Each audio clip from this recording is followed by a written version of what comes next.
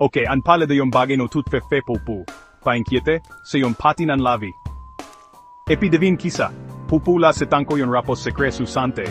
Men voyage la, li commence le mange, epi dandu ak salivo commence travail.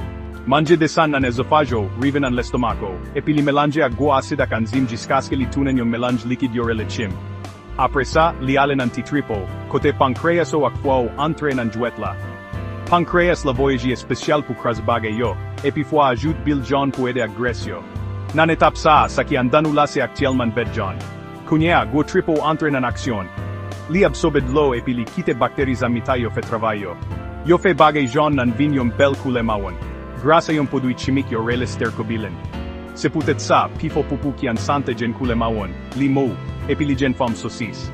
Men, si bagay yo semble diferent. Popo vet? Peut-être bagay yo te deplace toi vite oswa te manje an pil legim vet. Wujo swa noa. Papwa se jiso te manje, tanko berra vo swa seten medikaman, men saka vle ditu yon senyen, ki donk pa ignore sa. John ak santi mauve, ko ka pa craze gres bien. Pupu pal, ki gen koulè agil. Sa se yon si fwa o oswa vezikil bilye o ka bezwen yon cheke.